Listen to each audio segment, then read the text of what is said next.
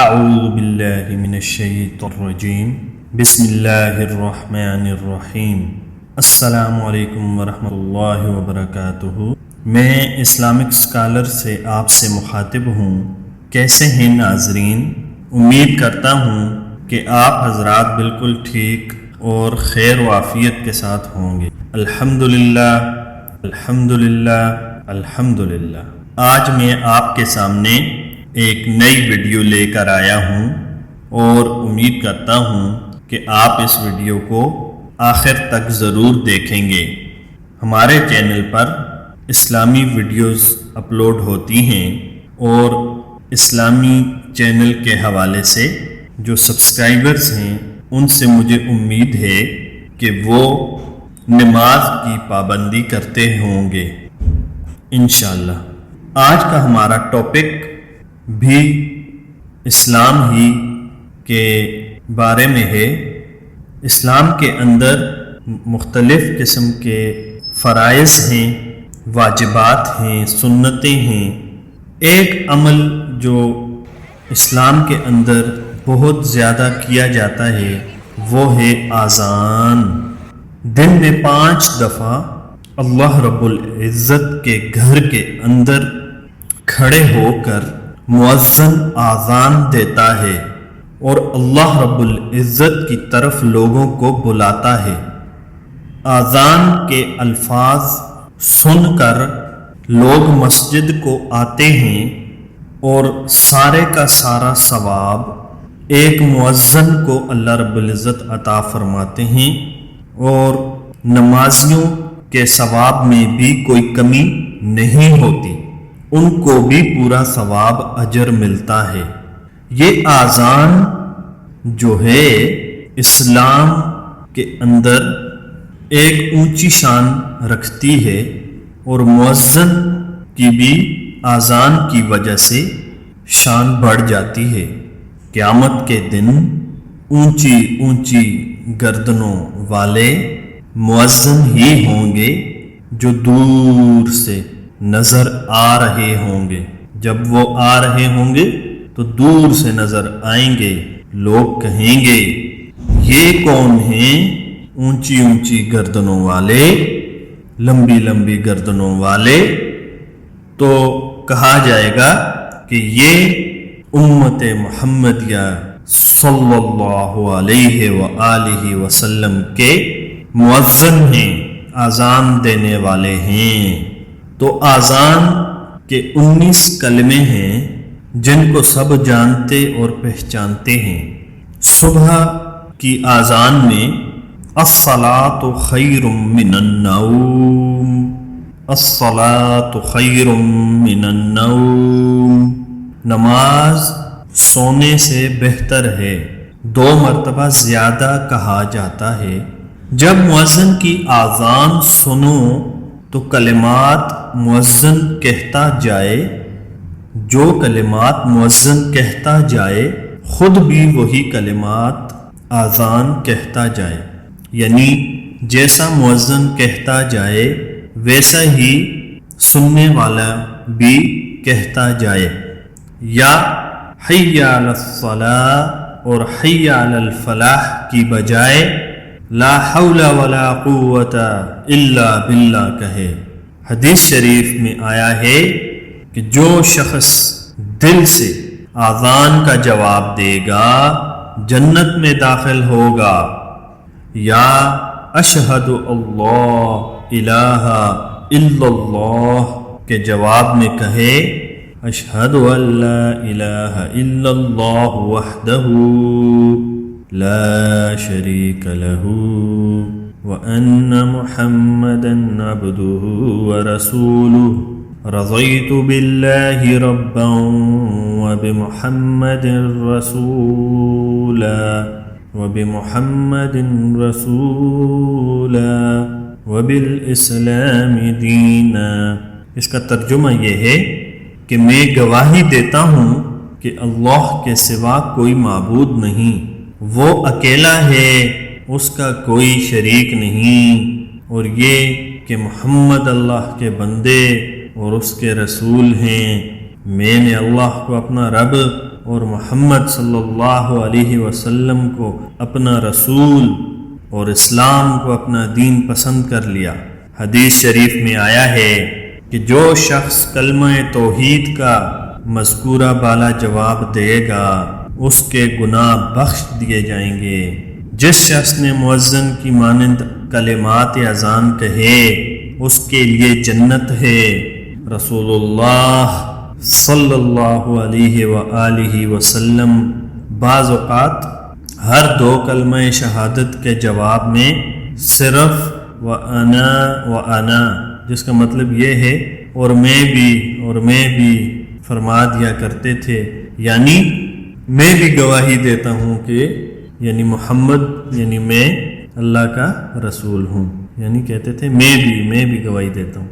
اذان ختم ہونے کے بعد پہلے تو اول درود شریف پڑھے، پھر دعائے وسیلہ پڑھے، وہ تو سب کو آتی ہے۔ اللہم رب هذه الدعوة التامة والصلاة القائمة آت محمد الوسيلة والفضيلة وابعثه مقاما محمودا الذي وعدته وارزقنا شفاعته يوم القيامة إنك لا تخلف الميعاد۔ اے اللہ، اے اس دعوت کامل اور کھڑی ہونے والی نماز کے مالک، تو محمد صلی اللہ علیہ وسلم کو وسیلہ اور فضیلت عطا فرما دے اور ان کو اس مقام محمود پر پہنچا دے جس کا تو نے ان سے وعدہ فرمایا ہے، بے شک تو اپنے وعدے کے خلاف نہیں کرتا۔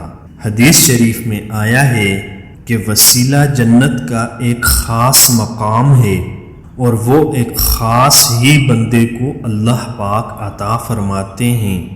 رسول اللہ صلی اللہ علیہ وسلم نے فرمایا، مجھے امید ہے کہ وہ خاص بندہ میں ہی ہوں گا، تم بھی میرے لیے اس مقام خاص کی دعا کیا کرو۔ جو کوئی میرے لیے وسیلے کی دعا مانگے گا وہ میری شفاعت کا ضرور مستحق ہوگا۔ حدیث شریف میں آیا ہے، جو شخص مؤذن کے ساتھ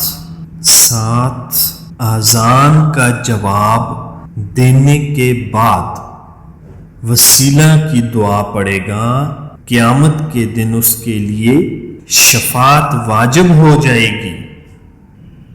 حدیث شریف میں آیا ہے کہ جو شخص اذان کے بعد خلوص قلب سے مذکورہ بالا دعا مانگے گا، اللہ تعالی اس کی دعا ضرور قبول فرمائیں گے۔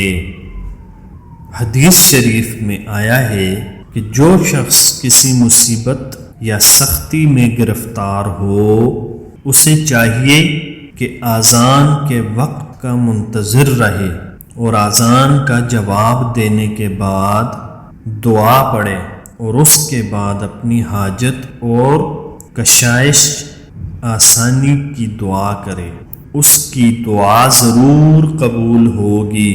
اور وہ والی جو دعا ہے وہ یہ ہے، اللہم رب هذه الدعوة الصادق المتجاب لها دعوة الحق وكلمة التقوى أحيينا عليها وامتنا وبعثنا عليها وجعلنا من خيار أهلها أحياء أمواتا، جس کا ترجمہ یہ ہے، اے اللہ، اے اس سچی اور مقبول دعوت حق یعنی اذان اور کلمہ تقوی کلمہ شہادت کے مالک، تو ہم کو اسی کلمہ تقوی پر زندہ رکھیو اور اسی پر ہمیں موت دیجیو اور اسی پر حشر کے دن اٹھائیو اور ہمیں زندگی اور موت دونوں حالتوں میں بہترین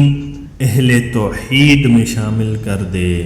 آمین ثم آمین یا رب العالمین یا ذوالجلال یا اللہ ہماری بھی دعا کو فرما۔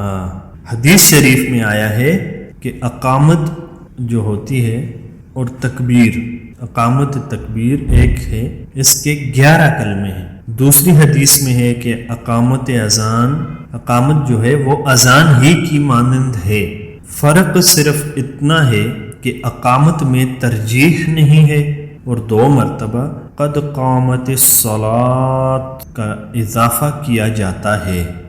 اذان اور اقامت کے درمیان یہ دعا مانگے، اللہم انی اسألک العفو والعافیہ والمعافاة فی الدنیا والآخرہ۔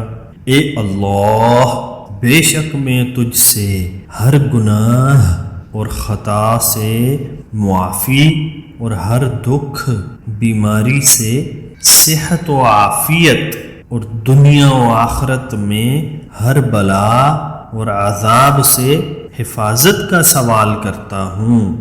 حدیث شریف میں آیا ہے کہ اذان و اقامت کے درمیان دعا ضرور قبول ہوتی ہے، اس لیے اس وقت ضرور دعا کیا کرو، اللہ سے دنیا اور آخرت کی عافیت مانگا کرو۔ اللہ رب العزت عمل کرنے کی توفیق عطا فرمائے۔ تو ناظرین، ویڈیو آج تو کافی لمبی ہو گئی، لیکن آپ تک یہ بات پہنچانی ضروری تھی۔ تو اگر ویڈیو آپ کو پسند آئی ہے تو ہماری اس ویڈیو کو لائک، شیئر اور سبسکرائب کر دیں تاکہ دوسروں تک بھی یہ ویڈیو پہنچ جائے، اور بیل آئیکن پر لازمی کلک کر دیں تاکہ ہماری آئندہ آنے والی مزید اچھی ویڈیوز کا نوٹیفیکیشن آپ تک پہنچ جائے۔ تو چلتا ہوں ناظرین، حاضر ہوں گا اگلی ویڈیو میں انشاءاللہ۔ السلام علیکم ورحمۃ اللہ وبرکاتہ۔